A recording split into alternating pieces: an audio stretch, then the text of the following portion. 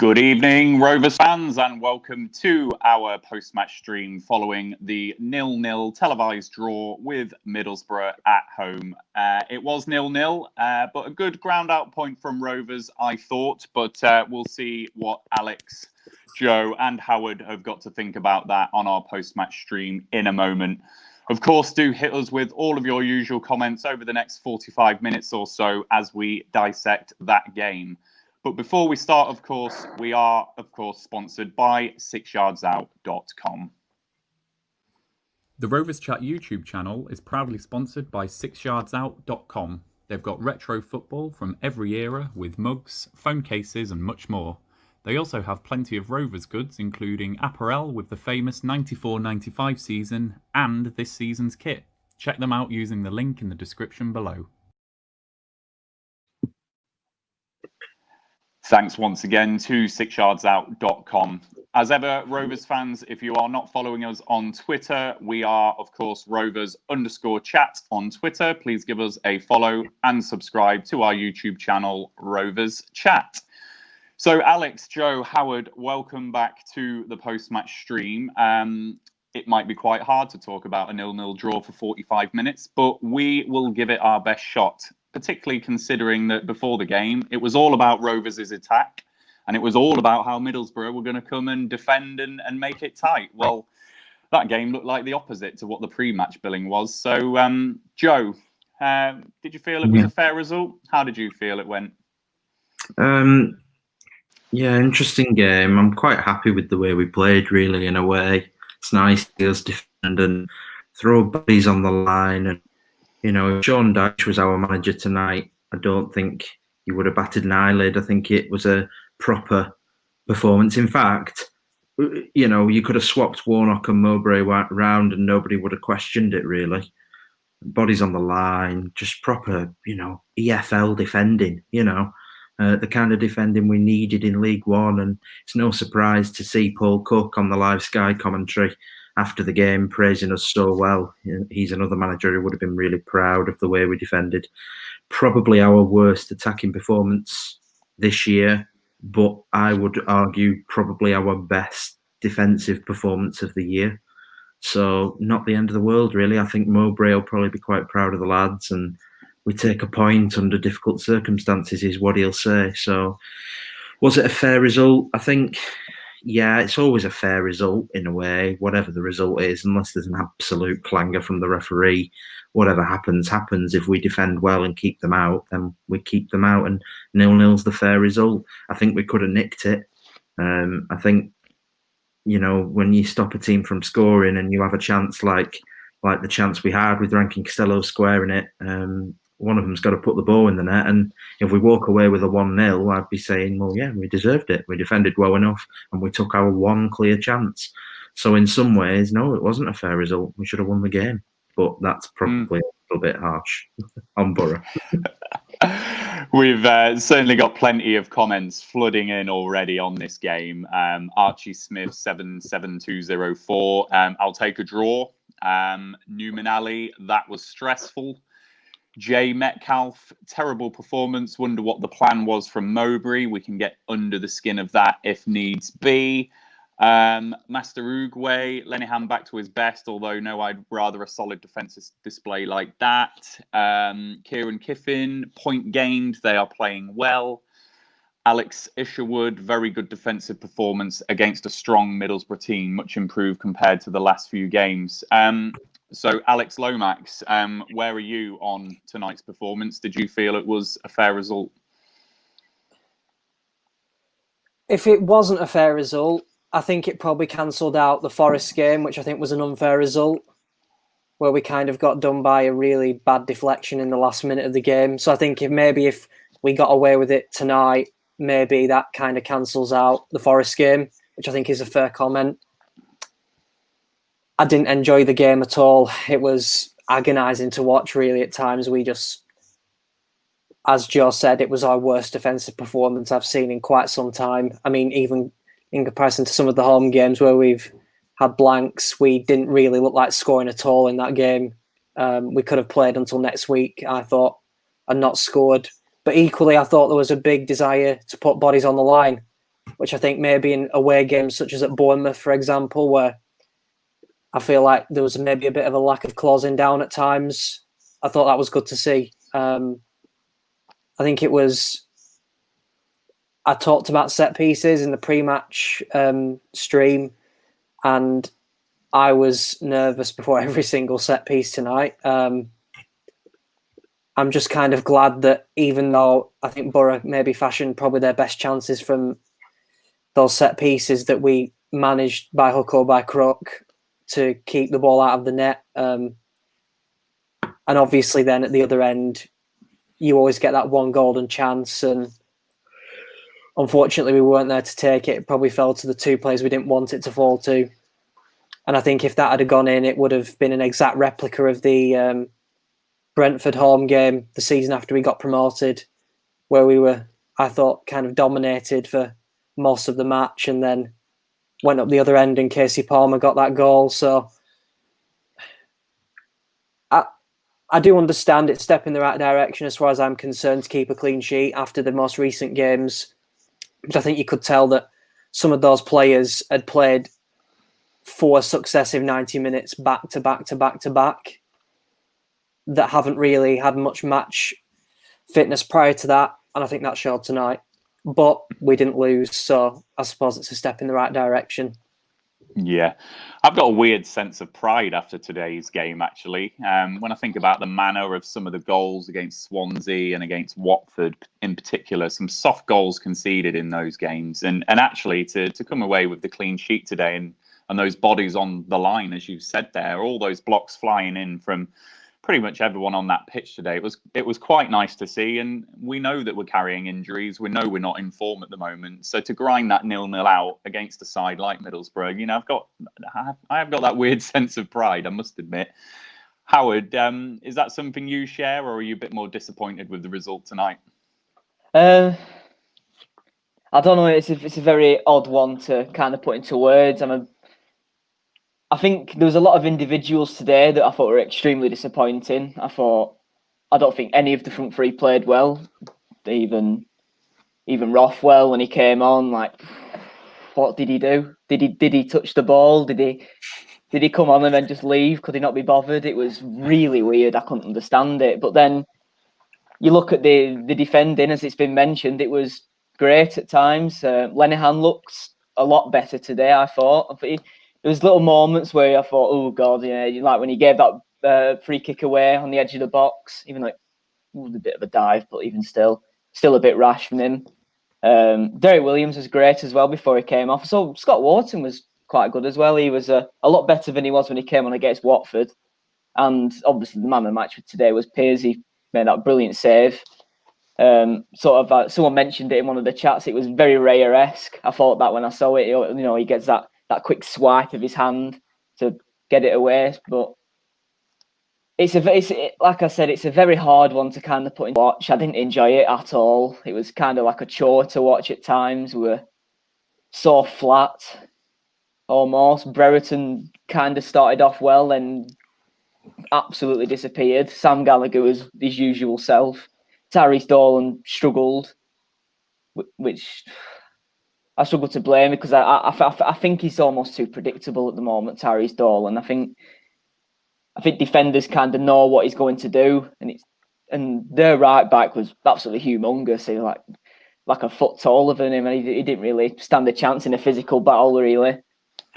Harvey Elliott struggled to get involved as well. He was kind of too busy messing about with these short free kicks. It was kind of the only thing he did, really, was just keep. I don't know what Holtby, what the thinking was with these short free kicks. They were trying to act like they were on the same wavelength doing it, but they just weren't. They just seemed to panic every time they received it. But no, to put that game, it's just a whatever game. I'll probably have forgotten about it in 24 hours' time.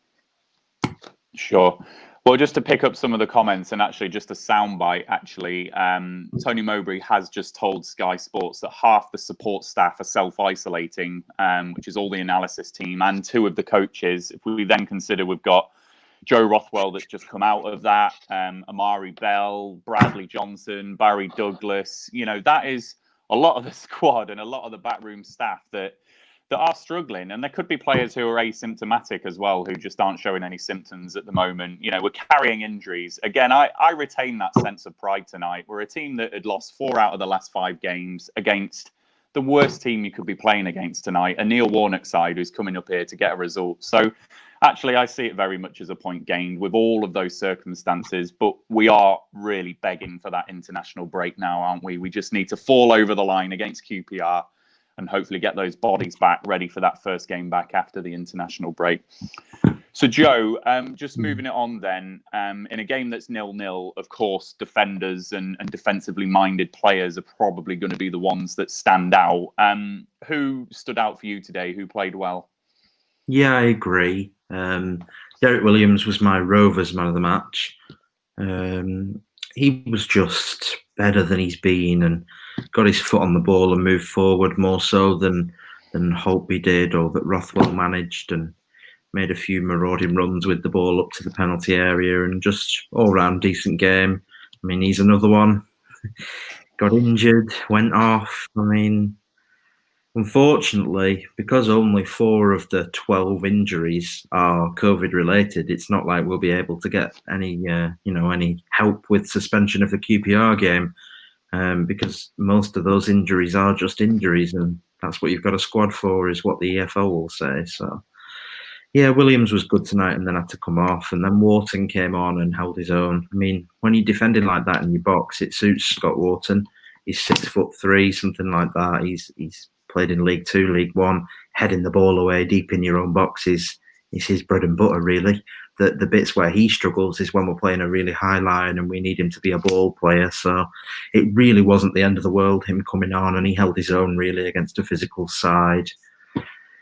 Yeah, Derek Williams for me. Not to sound too dejected, I think when your defender is man of the match, it's never an amazing sign. But for a side like ours with a poor defensive record, perhaps it is a good sign. I thought the man of the match in general, just to nod to the Borough side, was Jed Spence. He got the Sky man of the match. I thought Tavernier was good as well. I was pretty impressed with them. I don't think that they'll... See, Warnock saying they're starting to look more threatening and like they'll score more goals, but I don't actually think that's true. All of their chances were half chances from set pieces. They struggled to create from open play. We had the best open play chance of the game, and it was like the first time we'd really entered their box properly. So, yeah, I don't think they're going to be a big free scoring side. But yeah, so Derek Williams, but overall, Jed Spence. Yeah, and just what you said about Borough there, Joe, I share that as well. I do think they've caught Rovers at a pretty good time at the moment, and with other players available and perhaps in a different run of form, maybe the game might have turned out as people were expecting. But, Adam Armstrong, big player, losing him psychologically, that's massive for Middlesbrough before this game, isn't it? So they can come here and be a bit more positive and play the game that they want. Just a comment here from Alexander Haben, just backing up what you've said there, Joe. Williams played very well. So a bit of love for Derek Williams tonight. Alex, anyone stand out for you in a Rovers shirt tonight? I think Williams probably was a standout player. I think I'm going to stick up for Ainsley Pears a bit today. I think he got a bit of undue stick on Saturday, maybe the previous Tuesday, sort of alluding to the fact that if Kaminski was playing, that those results would have been different. I'm not so sure that that's the case at all. I think he made that one big save in the second half, which kept the clean sheet.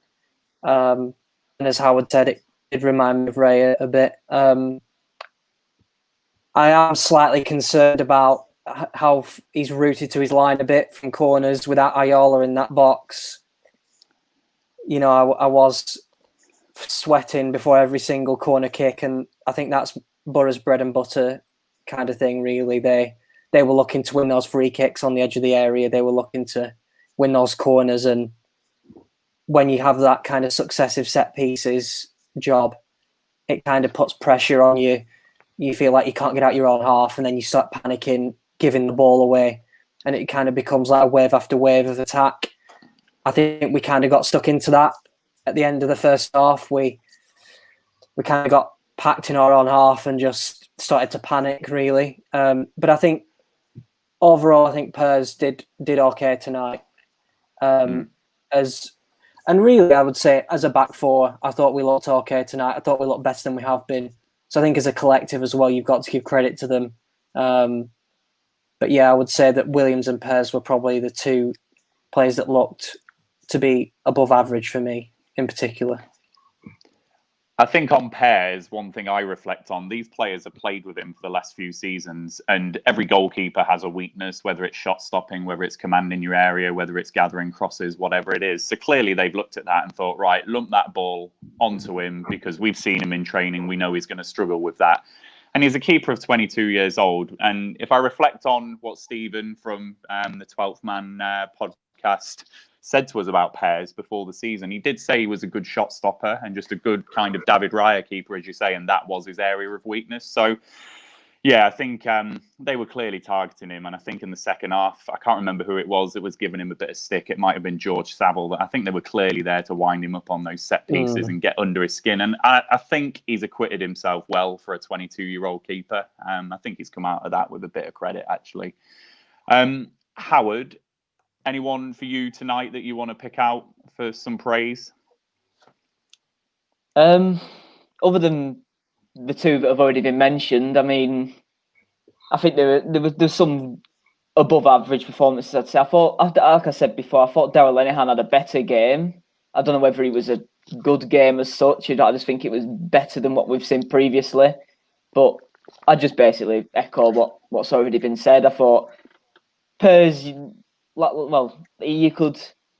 Middlesbrough knew that he was a little bit almost nervous with the set pieces because he was completely hogging his line. So he'd do the in-swingers that would bend towards the goal and he'd kind of almost flap at them. There was a couple of instances where he did that, but yet he was still man of the match. He made that one great save. There was a few other instances where he looked really commanding and almost kept us in it, really. I thought, but I mean, I couldn't think of anyone else that was close to them, really. No, to be honest. Sure. Well, before we move on to the less so positive things from tonight, just a few comments. Alexander Haben, impressed by Wharton tonight. Stand and stare. Scott Wharton, the only positive to come out of that. Roy Chowdhury, 86. Tribal was good. And then Matt Hornby, Tribal's last-ditch defending also saved us. So, and then Kieran Kiffin, Tribal, the blocking master. So a bit of love for Tom Tribal as well tonight. Just thinking about players that maybe didn't play so well. I think I'm going to lead with this one, actually. And it's not necessarily I want to criticise from a defensive point of view, just an observation, actually, from the last couple of games. I don't know about you three, but Ryan Nyambe has not got forward as much as I'm used to seeing him. Swansea, I can't remember him going forward down that right. And I don't think he's ventured into the Middlesbrough half today. He was obviously out the side for a little bit. Joe, I'll come to you first. Do you think Mowbray has maybe asked Nyambe to adapt his game, given we're playing this 4-3-3 now? I've really noticed it the last couple of games. He's just not going forward. Yeah, well, if the defence of not being so far forward is, well, we need to shore up on that right-hand side and let them through less, then I would say we're not keeping them out. I don't think he defended particularly well either. So, if we're not going to bomb forward, you've got to defend that right area or the left area for the attacking team well. And there were a couple of occasions tonight where they kind of just skipped through us. And often it was a case of the central midfielder who was marking the runner kind of didn't commit to that defensive run. But I just don't think Nyambe is commanding enough. And if he's not going to bomb forward like we know he can, like Rankin Costello does on the other side, then where's the excuse for defensive errors on his side?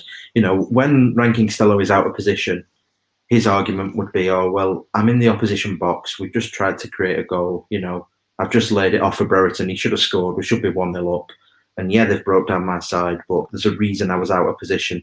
For Nyambe, every time I find him out of position, I get frustrated because I think, well, you're not all the way up there, so you should be where you're supposed to be. So I think that is why Mowbray is so much harsher on him. I think he expects more. I think even though he's young, he's got so much experience now. And yeah, I would agree. I don't think Nyambe's played well for a couple of weeks personally, but tonight wasn't a great one from him. And then, so go on, mate. No, I was just agreeing with you by humming. Sorry. And then, yeah, from my perspective, who was I not so impressed with tonight? Obviously, we've just touched on Nyambe there. I don't think Holtby was involved as I would like him to be. Again, just passive and too deep and not defending but not attacking and just caught in that kind of nether space in the middle of the half and disappointing. Unlike Tribal, who, whilst not great on the ball, was amazing off the ball with his blocks and things like that and his tackling and pressure. And I thought Evans was better than Holtby as well when he came on. So yeah, Holtby's definitely one. Dolan obviously came off, but Rothwell, who came on, was even less effective than Dolan. In hindsight, I'd left Dolan on the pitch, but that's my 2 cents. Sure. Alex, is there anyone you want to draw out for a particular, not criticism, but just a disappointment in their performance tonight? I would echo everything that Joe's just said there. I think I would qualify the comments about Nyambe by saying I think he looks like a player playing on low confidence. I think he just looks reluctant to go forward. I just don't know what is happening to him. He's got the pace, he's got the power, he's got all of the physical attributes that you need as a fullback. Yet he just seems so reluctant to go over the halfway line. I just don't know what's going on with him. I think he got past the halfway line. I felt once in the whole game in the first, 10 minutes when I think it was Elliott laid a ball off to him on the right hand side and he scuffed across, and then Gallagher had like a weak header, and I think that was our only shot of the game on target. So yeah, I think being in and out of the team, I think Mowbray kind of been hot and cold on him as he's been for, I think, probably the last 18 months. I just don't think that's conducive to him playing with a lot of confidence. And I think he's showing that at the minute. He looked bereft of confidence to me. Then going on to Rothwell, who we spoke about before the game, and I said he could be the best player in the team or anonymous. And I don't think did he touch the ball after he came on? I mean, I can't remember him touching the ball once. So that is just Rothwell all over. He, when people were talking about him as like our saviour, potentially when, we couldn't break down teams at home a couple of weeks back, it kind of looks a bit silly now, doesn't it? And I think that's probably all of us just being desperate and hoping to find some sort of formula to break these teams down. But I thought Rothwell was really poor today. I thought, who else can I don't want to be overly critical and single players out, but I thought I want to lay off the front three slightly because I don't think the midfield actually passed the ball well enough to actually supply the front three with anything today. I think the front three probably had one chance all match, and it obviously fell to the wrong people, I'm afraid. But I think the faults in the front three can probably be summed up by our inability to string more than two passes together for the whole match, I would say, past the first 10 minutes of the game. And then after that, it was just, I would say, 40 minutes of one-way Middlesbrough traffic. And then I think we probably stemmed the flow a bit after that, but it was very bitty and we still didn't really get anything going, I thought. So if I had to single players out, I would say probably Nyambe for his lack of creativity at all in comparison to Costello, and then Rothwell after he came on, just anonymous. Mm-hmm. Yeah, I think on Nyambe, obviously, we'll give him credit. He's been part of a back four that's kept a clean sheet, so we'll give him the credit there. But yeah, I think Ryan Nyambe, and I just think battering ram down that right-hand side, and I've just not seen that in the last couple of games. And I think you're right, Alex, it's down to that confidence. On Joe Rothwell, I thought Mowbray sent a huge message to Rothwell before this game. And he's got an 18-year-old and a 17-year-old getting in front of him ahead in this side, particularly Dolan. You know, that could have been Rothwell starting ahead of Dolan with Elliott in his normal position. And Mowbray said to Rothwell there, you've got to earn your place back in this side. Rothwell's come on and really flattered to deceive. And I would not be surprised if that's one of the last chances for Rothwell in Mowbray's eyes, particularly when Bradley Dack's back and you're fitting him into that midfield. You know, Rothwell really might have to start coming off this bench a little bit more if it's going to be performances like that. It was a really disappointing response from him, actually. Just go and grab that game by the scruff of the neck, go and hurt them, go and hit them. Just didn't see any of that from Rothwell. Howard, you've been patiently waiting there. Is there anyone that you want to pick out tonight who disappointed you? Yes, I think there's one name that's not been mentioned, and I think you're incredibly generous, but Sam Gallagher today was just Sam Gallagher again. Like I can understand the points. I thought Holtby and Rothwell and the midfield just as in general really was just poor. They were just very. They were all passive. They were all they were beaten easily. They were losing the ball every time they got it. But that shouldn't take anything away from what Sam Gallagher did today. Like, actually, what did he do? I mean, it's exactly what I thought would happen. It's exactly why I didn't want him to start. I think playing a 6'4" striker against a team like Middlesbrough is just a bit pointless. I just don't see what he could do to effectively do anything against that defence. I used to think something similar with players like Danny Graham a little bit. I used to think they were a lot better against inexperienced defenders rather than the defenders that they're playing, like the more experienced ones. And I think Sam Gallagher almost struggles in that, but he's not even close to Graham was. His touches were astray. He was losing the ball, trying to beat his man. Like, he was just slow. He wasn't powerful as a runner. He wasn't good in the air again. I don't necessarily blame him for the miss. I think that's more on Brereton than Gallagher. I think he's a bit behind play, but Brereton should be the one getting his foot on the end of that, not Gallagher. But it's just painful. I just the more I look at it, the more I just wonder, why did we sign him? I just don't know. There must have been a better option, but that's hindsight, isn't it? But staying away from Gallagher, though, there were some other performances. I agree with Nyambe.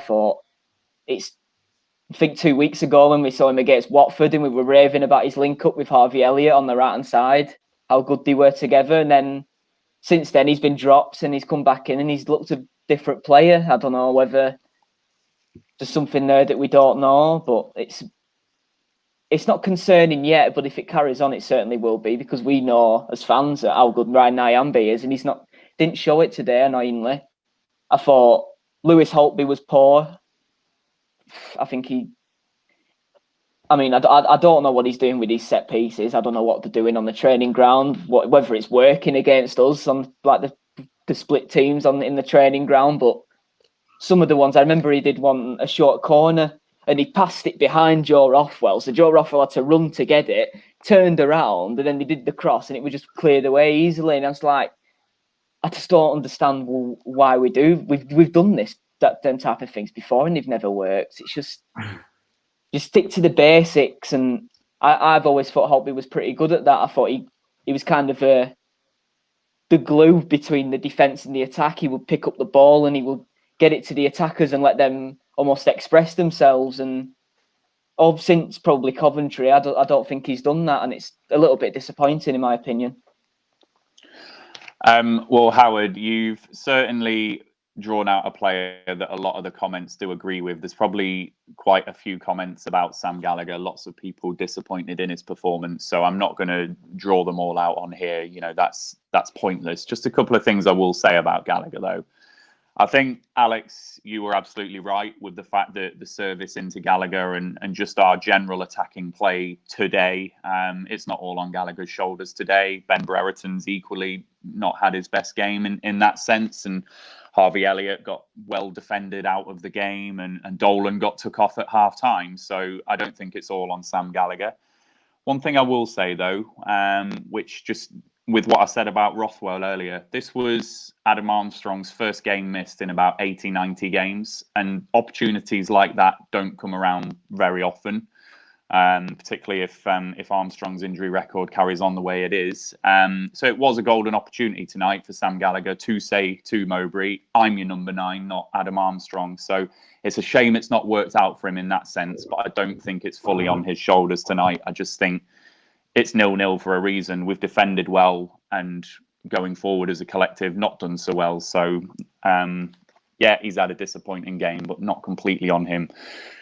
Joe, I'm going to ask you to just comment on another player if you can, because actually there are a few comments on this, and that is Corey Evans when he came on. I have seen some comments, stand and stare, a few comments ago, actually. Evans defended well. Holtby and Rothwell were under par, seen no commitment. And then Rover American just before that. Corey Evans looked good coming on in that more defensive role. So, Joe, what did you make of Corey Evans when he came on?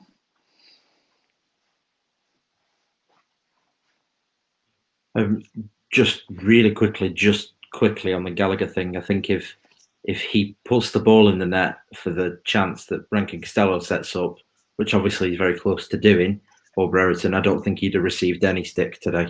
It's just pot luck that. It's a striker out of form. And if that goes in the net, I don't think anybody would be moaning. Yeah, on Corey Evans, I thought he was all right when he came on. Corey Evans is Corey Evans, isn't he? You know what you can get from him. And he gives you that every game. And when we lose and he starts, it's all his fault.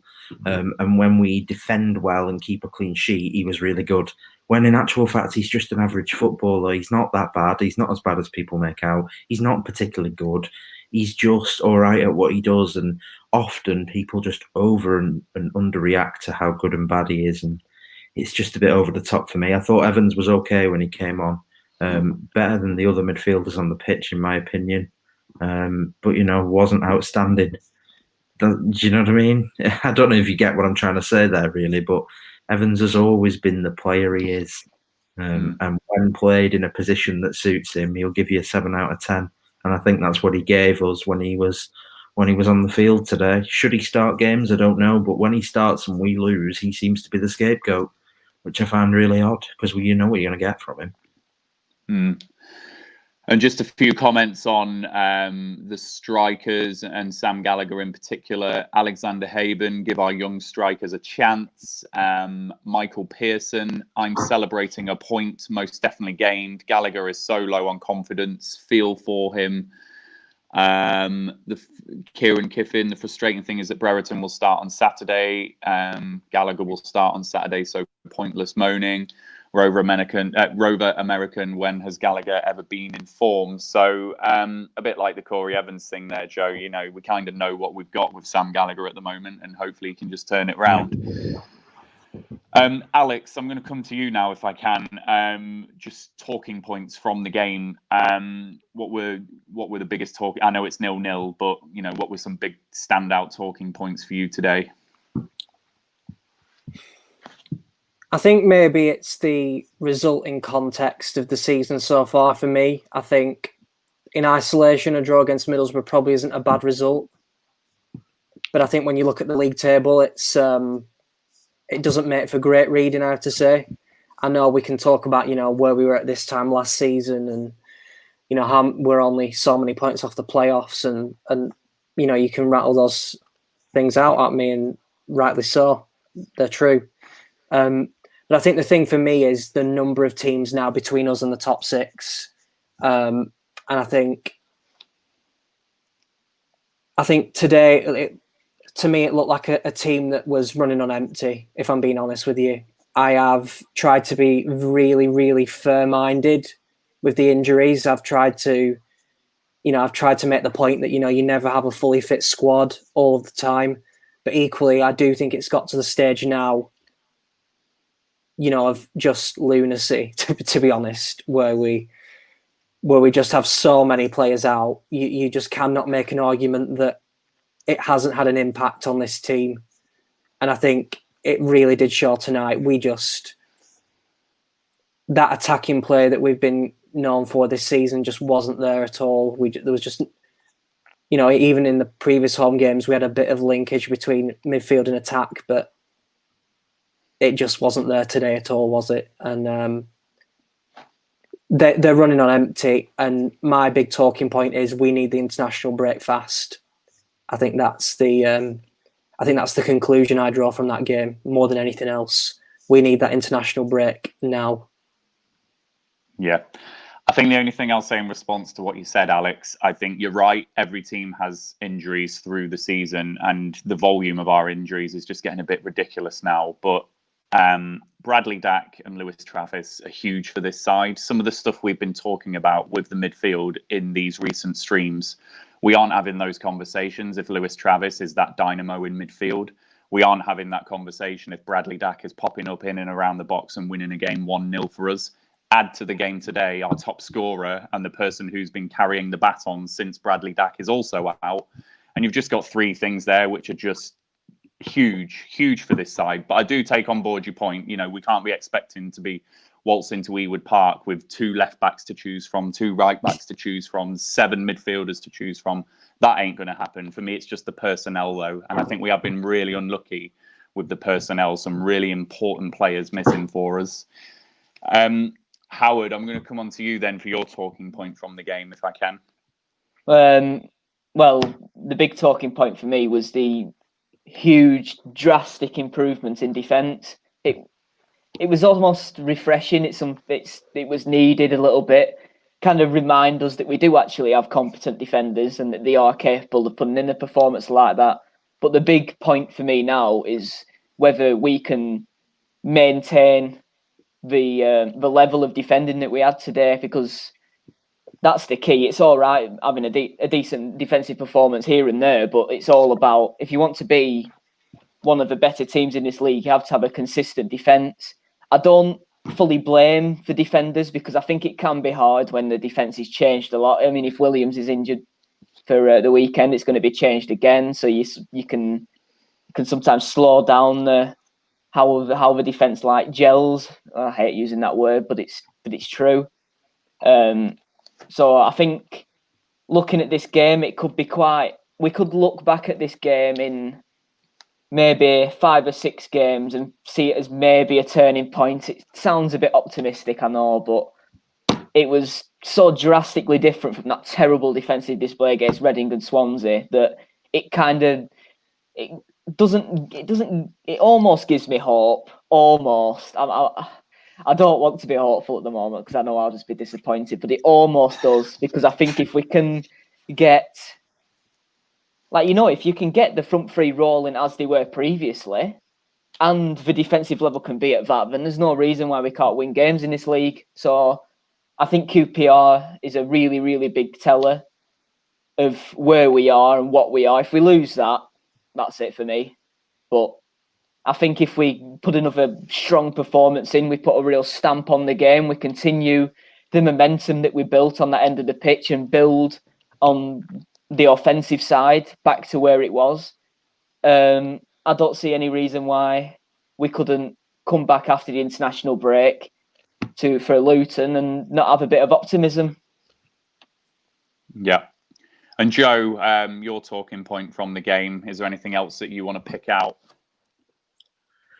I think there's 2. I think another 2 players potentially added to the injury list is just depressing, isn't it?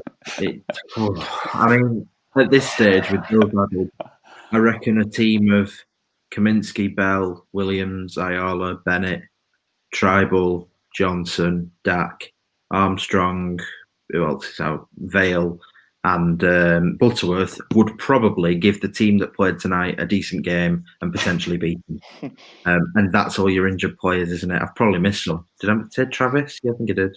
You know what I mean? So throw Downing in there as well, who's not fit yet, and that team would definitely beat the team that we've got now. So Tribal went off, Williams went off. I hope that Tribal is just like, he was on a yellow and he took a little knock and we won't risk it, but we'll have to wait and see. That's definitely point 1. Point 2 has got to be set pieces. We've got a phobia of putting the ball in the box. I get it. Those short set pieces have worked at times this year. against Wickham, the short corner got us a goal. Last season against Bristol City and Reading, we got goals from those short corners. So I get it, and I in fact 2 against Bristol City, 1 away and then the 1 at home. So I get why they sometimes try it, but it can't be every time. Holtby scored a free kick against Doncaster in the cup from the exact position that he got a free kick tonight, and instead of just putting the ball in the exact same spot and we go 1-0 up, we played this really weird short ball, and it did nothing. So the key talking points, yeah, I mean, if all the analysis people are out with COVID, then they need to draft Rovers Analytics in to go and sort it out, don't they? You know where he is, Rovers. Yeah. Go and get him. Yeah. That's a price, though. It's a price. Oh dear. So I like to think that I'm a fairly optimistic Rovers fan, actually, and I'm going to draw out a comment here from it was Leap Year Man, sorry. Patience key, missing so many players, believe we will have a huge second half of the season. And like what I was saying in response to Alex about the personnel that we have got missing, I do think that when we do get the likes of Travis and Dak back, maybe not with the full starting 11, but those 2 players do make a difference. However, talking point I'm going to draw out, if we are to have a huge second half of the season, our home form has got to improve. We've only beaten Wickham at home now. We've got the 0-0 draw tonight, the 0-0 draw against Cardiff, and the loss to Forest and Reading. So if we do have any aspirations of being a top 6 side, with or without Lewis Travis or Bradley Dack, that home form has got to turn around, hasn't it, Alex? 100%. I think we spoke, didn't we, quite recently about the fact that even though I would say under Mowbray we've probably drawn too many home games at times, we've never lost too many either. We probably only lost 3 or 4 a season. We've kept the points total ticking over week to week because we've always managed to, eke out a draw at home, even if we didn't play that well, even if we were kind of frustrated with the attacking side of the game. We kind of always managed to eke out that point and keep that points total ticking over. I think the big concern for me is obviously we've already lost 2 games at home this year, and we potentially deserve to lose the game tonight. Didn't I mention before that Forest was really unlucky to counter that? But yeah, that is a big concern. I think Wickham, when you look at their results, they lost 7 games in a row, and it's hard to not draw the conclusion that Rovers are, to use a cricket term, flat track bullies at the minute, in that they've thrashed 3 of the weaker sides in the league, just statistically looking at the league table so far, and they've struggled against everybody else. I think it's got to the point, as you say, Ryan, that I cannot turn around and say that the injuries aren't having an impact. They're having a massive impact now. It's really biting us hard. I think at home as well, I do believe that there is a psychological aspect to it now where we do get that sense, whereas if we don't score within the first 25 minutes of a match, we almost get a bit desperate. You can almost sense the desperation to get a goal. And I think you do see that sometimes with Mowbray, is the tactic very late on in home games is often to just sub on whichever strikers are on the bench and just try and score a goal from nothing. It is a bit haphazard at times. So I do think we really need to get back into that routine of scoring that first goal and scoring it in the first half. That's massive in the Championship. The longer the games go on 0-0, the more confident the opposition becomes and the more frustrated we get. And it all flows from there, really. So I think after the international break and maybe starting on Saturday, we really need to try and get an early goal and make the opposition come out a bit.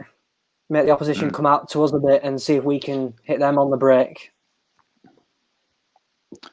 Yeah, and I'm just looking at a comment here from Matt Hornby. Need the fans back for home form to improve, which I think we have touched upon on a stream before. Howard, do you think that if we were there at the stadium tonight, it would have made a difference?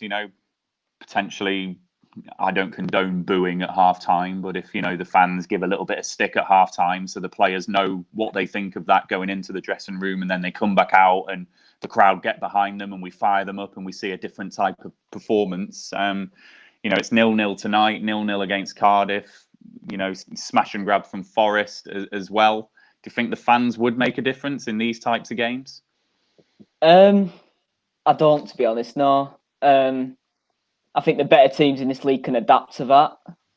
But I also think that gets thrown around way too much. I've never really understood why, because even during this long stretch of is it like 17 games, 4 wins at home? It's something along them lines, I know. But even during that period, there's been games like the games at Christmas against Birmingham and Wigan, which were terrible draws, where Wigan was like a deal on for tickets, when there was a lot of fans there, and it was still a flat performance similar to today. And it's one of them things there's sometimes for other teams you can kind of say, there's always been that thing about Leeds, aren't there, where they've had the 12th man, and you get a few teams in the Premier League as well, but not for us, no. I don't see that as a factor. I think it's a bit of an odd, almost excuse for it. And I think it's more down to the players. And if anything, I think that kind of stretch of games tells us how much we've missed Bradley Dack, because I think Bradley Dack is more of a thing to make them 0-0s 1-0s than a few fans being back in the stadium, because that's what he's done for us. He's won us games through nothing. And I mean, come about 3-4 weeks time when he's back, I pray to God he can still do that for us, because I think in at least one of the home games that we've had again in the 2 0-0s, I think you can guarantee that he's going to have a chance. He's going to take the chance that Brereton gets today. He's going to eat that alive easily. So, yeah, I don't think the fans is a big impact. I think there's lots of other factors to why we're not winning games at home. It's easy. It's too easy just to blame it on there being no fans there, in my opinion. And we'll probably end the stream in about 5 or 10 minutes, Rovers fans. So do just continue to hit us with the comments before the end, and we'll pick them up. Joe, I'm going to come to you for a comment here from Stand and Stare. Anyone think Tony Mowbray waits too long to make subs to change a game? Just my take on that, just a little bit before I ask you, Joe. I think some games I had thought that about Mowbray, but actually, to be fair, today he brought Rothwell on at half-time and did try to change it up. And I think everyone was probably unanimous at half-time. If he's fit, get him on. So to be fair to Mowbray, he's tried today, hasn't he? Yeah, I mean, maybe. I don't really think it's one of the key factors in our points tally for this season. I don't think substitutes get us a win against Reading. I don't think substitutes get us a win against Swansea. I don't think substitutes get us a win against Watford. And I don't think substitutes were going to get us a win against Bournemouth either. It's the games like this and Cardiff and Forest, the much closer games where you're looking for that. And obviously today we saw a half-time substitution. I can't remember back to Cardiff and Forest, but I'm pretty sure we ended those games with about 5 strikers on the pitch. I don't think anybody could accuse Mowbray of not going for the jugular in games, really. So not really, no. I guess if you're looking at playing time in context singular, then maybe, but in terms of how it affects our actual points tally, I don't really think it's that big a deal. Like I say, I don't think it affects many of our recent losses. Sure. And Alexander Haben here has just followed up with a question. Would Chapman have made a difference? I look at how well the wing-backs and the defensive unit played for Middlesbrough, and the fact that Tyrese Dolan got taken off at half-time as well. Alex, do you think that Chapman would have made a difference? Personally, I don't think he would have done, just with how well Middlesbrough were defending and how much we were struggling to get in behind. I think it's a big statement to suggest that maybe Chapman could have unlocked that game for us today. I think, yeah, as I said before, it was more of a disconnect between the midfield and the front three for me. We didn't pass the ball well enough to even create the chances for the front three to get on the ball. in my opinion, I think Dolan has, this season at least, shown more when he's been on the pitch than Chapman has. And I think we have to come to the conclusion that Dolan was pretty ineffective tonight. And I just don't see how against a big physical Middlesbrough defence, that even, Gallagher and Brereton, who are much bigger guys, kind of struggled against. I just couldn't really see where Chapman would have made that game-changing difference for us, if I'm being honest with you. And that's coming from someone who has quite liked Chapman in the past. He was a big fan in League One. But I think if we're being really honest with ourselves, I don't think he's ever really met that kind of hype surrounding him in that early part of the League One season. I just don't think he's ever kind of lived up to that. And obviously you can point to the severe injuries he's had, which is a big factor, but he's never really impressed me after that big League One season where he had that really bad knee injury. But going forward, I think for the rest of the season, he may get a chance. You look at the fixture schedule, we've got so many midweek games coming up before Christmas. He probably will get his chance, and it's about taking his chance when it comes. But I don't think tonight, just the style of the game, I don't think it would have made the game-changing difference for us. And that's coming from someone who likes Chapman.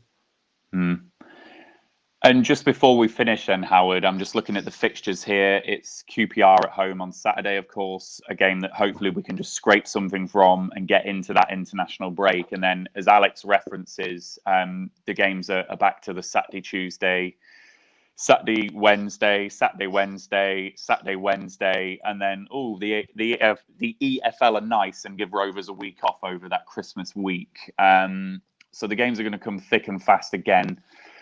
What do you think Rovers' approach, just very briefly, on Saturday is going to be against QPR? Is it going to be a bit more of the same that we saw tonight, defensively resolute, just trying to scrape something, or are we going to try and just get a win just to go into that international break with a bit of confidence?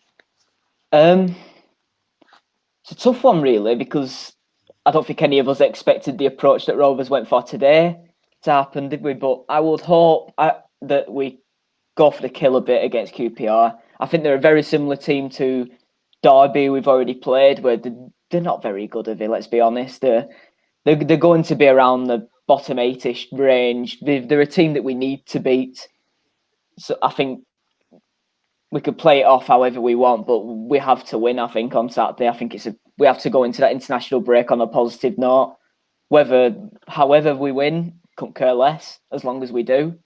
As long as it gives us that week off, looking at a bit of positivity, ready to come back for Luton, which is another game that we have to be winning, then it could maybe give us a different perspective on the last few games, because I have a strong mindset that we have to pick up results this month. They're all winnable games. They all were winnable games. Obviously, Middlesbrough's been and gone. I think we have to push around the 11 to 12 point range. But I worry that we won't, and I think Saturday's a big teller whether we will, because we have to win.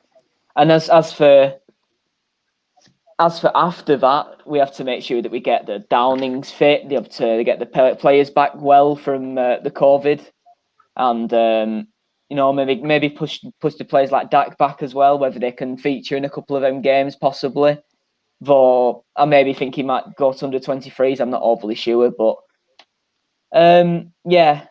we have to win on Saturday. If we don't win, it's a disaster, in my opinion.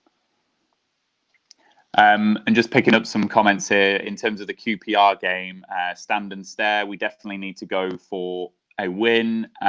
Leap year man, grind out a result somehow Saturday and make it to the international break unscathed any further, and then stand and stare. 3 points, however we scrape them. Matt Hornby, hope they win. It decides how good my Saturday will go. Yeah, I'm in that camp as well. Just before we finish, I've just looked at our fixtures here. I hadn't quite actually digested this. We've got 12 fixtures before January the 2nd, including 8 in December, which is quite insane, actually. So by the 2nd of January, I think we are going to know where Blackburn Rovers are in terms of this season. So it makes that post-international break really important for us and absolutely critical that we get some of these players back. And hopefully, if we are in contention, we're then welcoming Lewis Travis back into the side in January, and hopefully we've got something to build on there. So I don't think there are any other comments, or just one quickly, just before we finish, Joe. Alexander Haben, Downing would have been useful tonight. Could he be involved on Saturday? No, I don't think he will be. Yeah, probably would have been useful, and definitely would be useful Saturday, but I don't think he's going to be ready. I think the impression we got is that he'll be one of those that will get some training in now and over the international break and be ready, hopefully, as we head towards the latter end of this month, most likely. Yeah.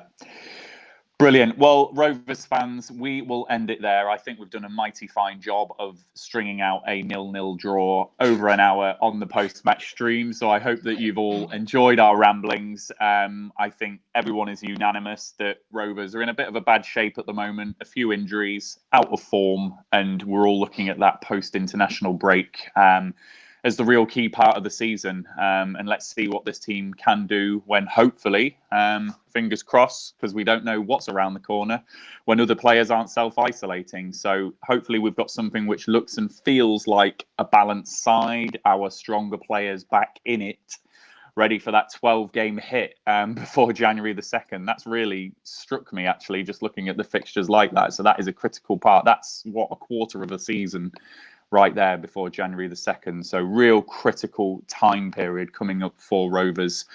Thank you all for joining us. Thanks as ever to the panel, Joe, Alex, Howard. Thank you for joining us this evening. Thank you, Rovers fans, for interacting with us tonight and sticking with us to 11 o'clock on a school night when it's 0-0. We do appreciate that.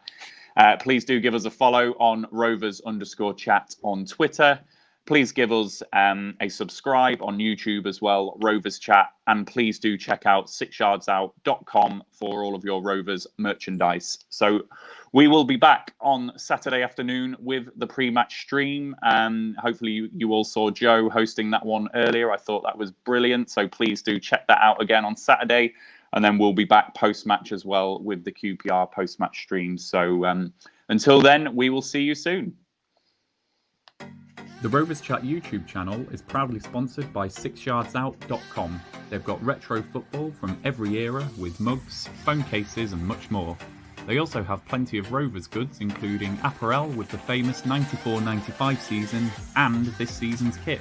Check them out using the link in the description below.